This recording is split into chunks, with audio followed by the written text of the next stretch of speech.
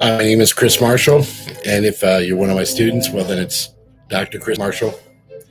And I'm been doing some writing and some talking and some thinking around this idea of the good life and what the good life really can be for all of us. So one of the things I've come to recognize as I've studied culture and kind of in all of my studies is that there are empire builders out there within our culture, and I'm talking about here in America, that have interest and actually make profit over our division on whether we can talk to each other. Because most of us are somewhere in the middle, aren't we? We're somewhere in the middle. We're not right or left. We're not the categories that people make for us. We're actually individuals and we're humans. And we think differently. And we love differently. And we work differently. And we don't take the extreme right or left. We're somewhere in the middle. But everybody profits off of us being in a place where it's got to be us first, them. And one of the questions I ask as I think about wanting to live the actual good life is, what if we said no? What if we said no? What if we said we don't feel like playing by the rules of the divisions?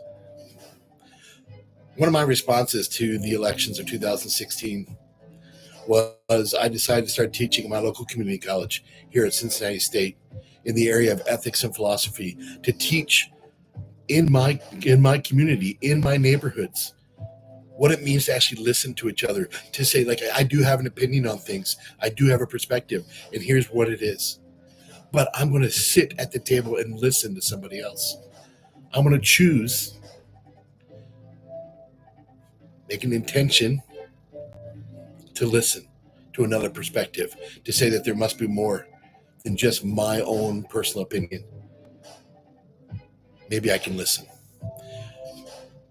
I try to teach students critical thinking skills to where in the end they can have formed opinions about some of the hottest topics, biggest topics that are quite controversial in our culture, to know what you believe, but then also to listen to another's perspective. This is what it means to be in community to each other. What if we said no? What if we said it's not us versus them, there's only us and the world that we feel like living in? What if the majority of us who are somewhere in the middle decide that we'd like to listen to one another and not live in an outrage culture?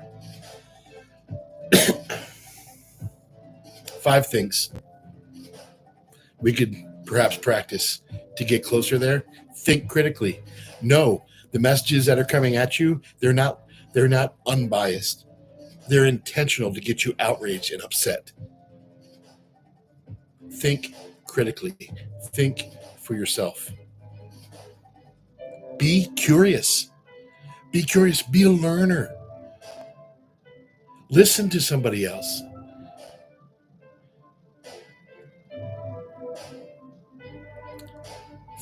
Well, I guess listening to your neighbor is a whole part of that. What it means to love our neighbor, I think, is to listen, to identify with them, to understand that they might have a story different than us. So I'm going to sit and listen. And one of the things is number 4, stay at the table. Stay at the table and listen. Be curious to the other stories happening at that table. Know what you believe. Be confident in what you believe. Be secure in that. But take the time to listen. Think critically. Be curious. Listen to your neighbors. Stay at the table. And then 5th, practice kindness. It doesn't hurt.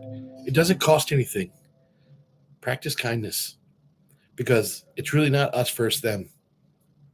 There's really only us and the world that we decide that we want to live together. This is what I believe the good life is all about. I want to talk and share more on that.